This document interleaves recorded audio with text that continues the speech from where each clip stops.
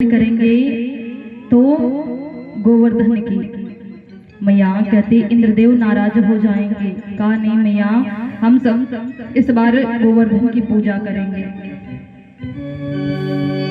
सभी कन्हैया के कहने पर गोवर्धन की पूजा करने के लिए चल देते हैं। जितने भी ब्रज के ग्वाल होते, ग्वालिनियां होती, सामग्रियां लेती और चल देती। सभी लोग बड़े ही प्रेम के साथ हमें गिरिराज गोवर्धन की पूजा करती है। मैया यशोदा रानी विप्र को बुलाती और विधि पूर्वक पूजन करती। चंदन अक्षत फल फूल दही दूध पेड़ा इस प्रकार 56 प्रकार का भोग लगवाते पंडित जी और विधि पूर्वक पूजन करवाते और कहते हैं, जब पूजन के पश्चात कहते हैं कि आप सब इनकी स्तुति करें। अब सभी लोग स्तुति करना प्रारंभ कर देते। आइए हम सभी कुछ देर के लिए गिरिराज गोवर्धन की पूजा में शामिल होते। बोले गिरिराज गोवर्धन महाराज की, राधे रानी सरकार की। भैया हमारा वाला माइक इमा बेस थोड़ा कम कर दियो। गोवर्धन महाराज महाराज तेरे माथे मुकुट विराज। श्री गोवर्धन महाराज महाराज तेरे माथे मुकुट विराज रहो। गोवर्धन महाराज महाराज तेरे माथे मुकुट विराज। श्री गोवर्धन महाराज महाराज तेरे माथे मुकुट विराज रहो।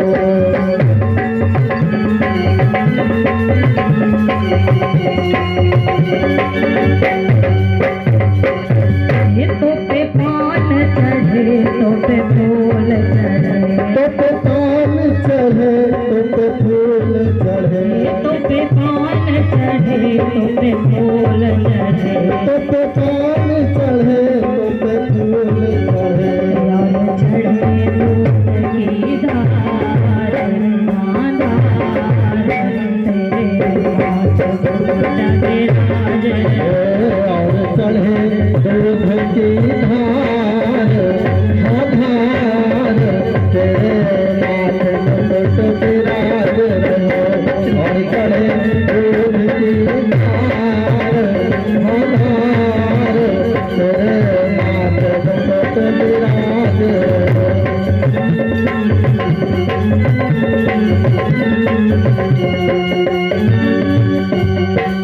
अब देखो भगवान गोवर्धन की पूजा हो रही है, हम लोग प्रार्थना कर रहे हैं, तो आधे जने तो साल के नीचे जो है हाथ लुकाए ठंडी हैं। बहुत है, मानो चाहे नहीं।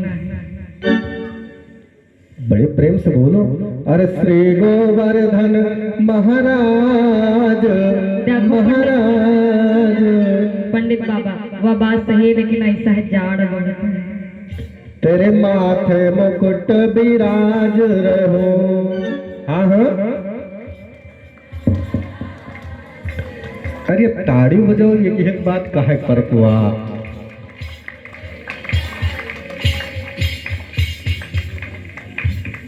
कुछ नेता भैया कहेगा फिर से, अरे श्री गोवर्धन।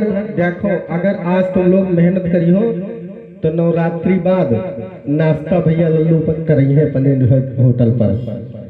तो श्री गोवर्धन महाराज महाराज तेरे माथे मुकुट विराज रहो। हाँ हाँ,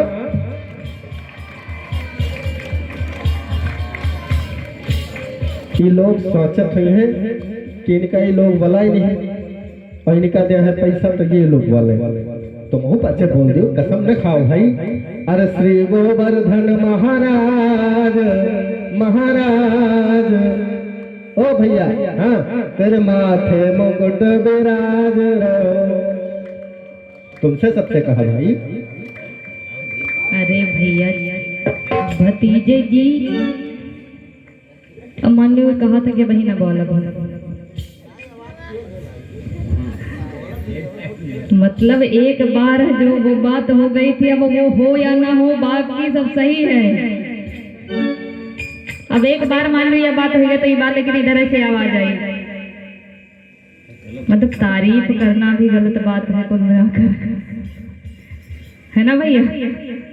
मीठी मीठी तालियों के साथ में कि श्री गोवर्धन महाराज महाराज तेरे माथे मुकुट विराज श्री गोवर्धन महाराज तेरे माथे मुकुट विराज रहो।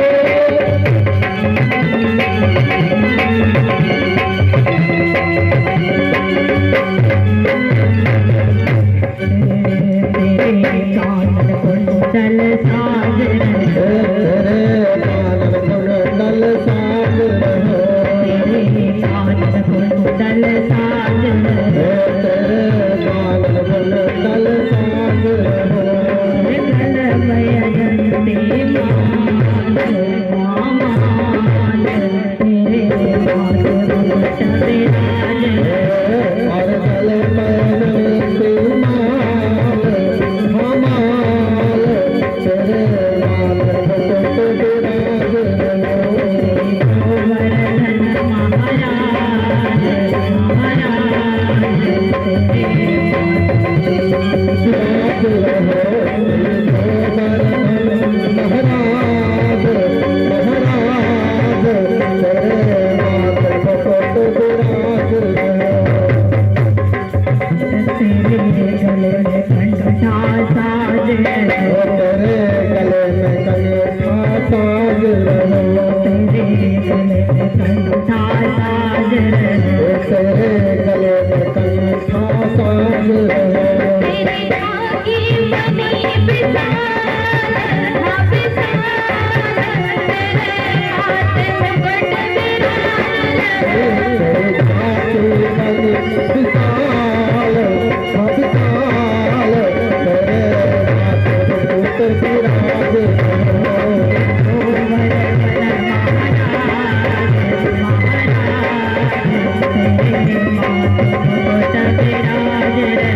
श्री गोवर्धन महाराज महाराज तेरे माथे मुकुट विराज रहो।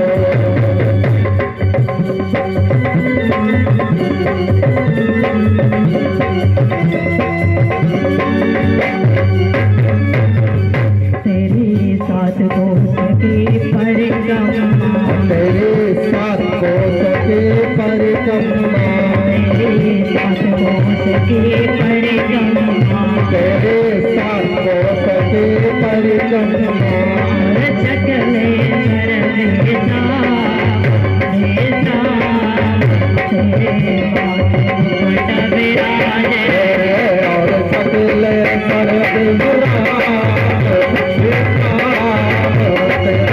माथे मुकुट विराज रहो।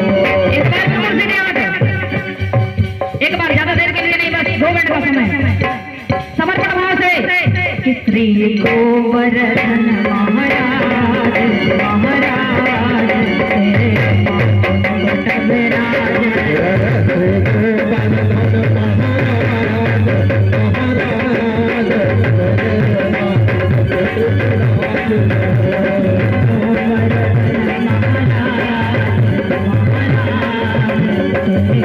माथे मुकुट विराज रहो। गोवर्धन महाराज महाराज तेरे माथे मुकुट विराज रहो।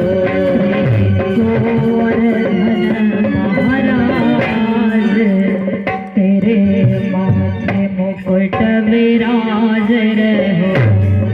बोले गो गिरिराज गोवर्धन महाराज की जय हो। और इस प्रकार विध पूर्वक स्तुति करने के बाद सभी लोग अपने अपने धाम को आते हैं। सभी ग्वालिनिया ग्वाल कन्हैया इधर आशा में ही इंद्र की पूरी रात बीत गई। देवव्रतों से इस बात को पूछा कि आखिर आज किसी ने मेरा पूजन नहीं किया। देवव्रत मुस्कुराकर कहते हैं कि वो तो हो गया। अरे इस बार उन्होंने गोवर्धन की पूजा करवाई है। जैसे इस बात को सुना कि त्यों ही इंद्र अति क्रोध में आ गए और उन्होंने मेघों को आदेश दिया कि एक पल मात्र में ही 2 गज भूमि को डिबो दो। अब जैसे इस बात को सुना मेघ उमड़ा कर चल देते। काफी बारिश प्रारंभ हुई और जब बारिश प्रारंभ हुई तो उस समय सभी जाते हैं और इस बात को कहते हैं कि कन्हैया तुमने गिरिराज गोवर्धन की पूजा करवाई, इंद्रदेव नाराज हो गए, अब आप हमें बतावें कि हम क्या करें। तो उस समय कन्हैया कहते हैं कि हमने अगर गिरिराज गोवर्धन की पूजा कराई है तो हम सब उन्हीं के पास चलते हैं और हमने अगर पूजा करवाई है तो वो हमें कोई राह भी बताएंगे। ऐसा कहकर कन्हैया सभी को लेकर जाते हैं गिरिराज गोवर्धन के पास। और जब जाते हैं तो उस समय गिरिराज गोवर्धन को अपनी उकनी उंगली की नख पर धारण करते, छनगुरी नख पर धारण कर लेते और काफी बारिश होती और जब बारिश रुकने का नाम नहीं लेती तो सभी लोग परेशान होते। 7 दिवसों तक घमासान बारिश हुई। अब तो अंत में मेघे भी परेशान होकर हार मान लेते, इंद्रदेव के पास जाते और कहते कि अब हमारे पास तनिक भी जल नहीं है जो हम पृथ्वी पर डाल सकें, इसलिए अब हम और बारिश नहीं कर सकते। इंद्र भी हार मान लेते और बैठ जाते। इधर भगवान कन्हैया देखते कि जब बारिश बंद हो जाती तो सभी ग्वालों से मैया यशोदा बाबा नंद गौवें उसी के तले थे और कहा अब इन सबको बाहर लेकर निकलो क्योंकि इसे हम भूमि पर रख दें, अब बारिश नहीं होगी। सभी लोगों को लेकर बाहर बाबा नंद आते और इधर पुनः भगवान कन्हैया उस गिरिराज गोवर्धन को भूमि पर उतार कर रखते और जब भूमि पर उतार कर रखते तो उस समय इंद्रदेव ऐरावत पर बैठकर आते हैं कि ऐरावत से उतर कर गिरे चरण को लाए, क्षमा क्षमा सिंधु क्षमा रमा कांत अधोराय। और इंद्रदेव क्षमा मांगते हैं, प्रभु उन्हें क्षमा करते हैं। भोले वृंदावन बिहारी लाल की उन्हें क्षमा करते हुए लौट पड़े घनश्याम, कहा विनीत आनंद से जय मोहन सुख धाम। और इस प्रकार आज इंद्र को क्षमा करते हुए पुनः अपने धाम को आते हैं। आइए एक छोटा सा भजन, उसके बाद कथा में प्रवेश करते हैं। और ये गीत हमारी माताएं हमारे साथ में बोलेगी कि मेरो कान्हा गुलाब का फूल किशोरी मेरी कुसुम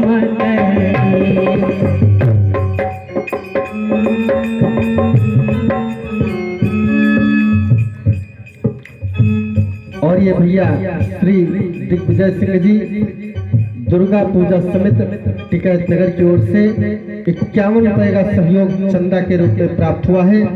भगवान इनका भंडार भर रखे, सदैव अनसंग रहे। मेरो कान्हा गुलाब के फूल किशोरी मेरे कुसुम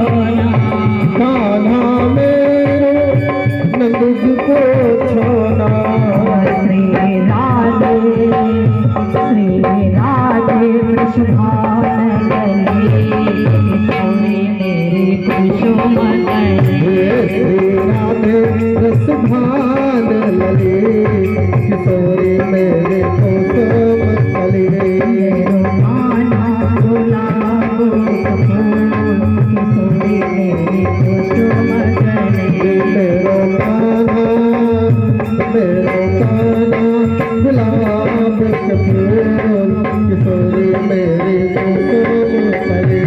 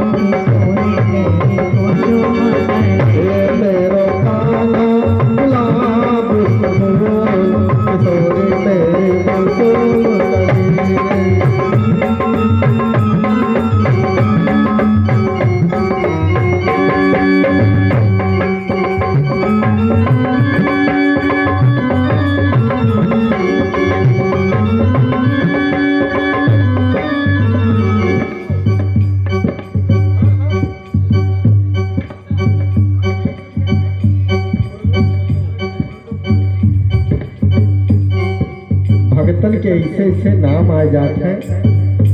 ये भैया बुल्लू, इनकी ओर से 21 रुपए का दान भगवान के चरणों में अर्पण हुए हैं। भगवान इनका भंडार भर रखे, सदैव अंग संग रहे। अब थोड़ा समय बचा है, एक बार जो है तो पाचक सावन बजाओ, बोलत जाओ और किशोरी मेरे कुसुम गले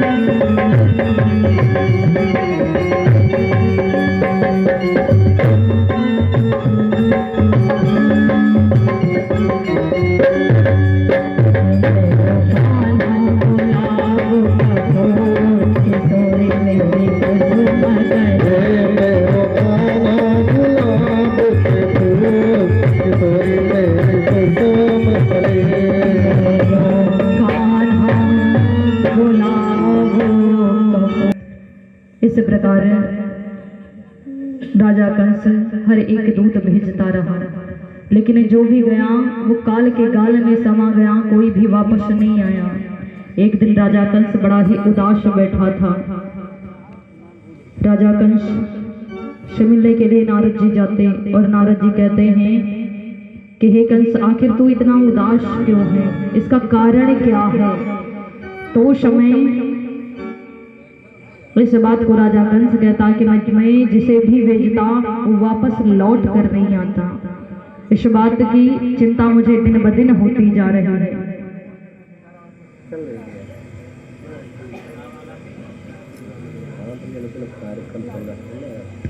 तो समय इस बात को नारद जी से बताते हैं।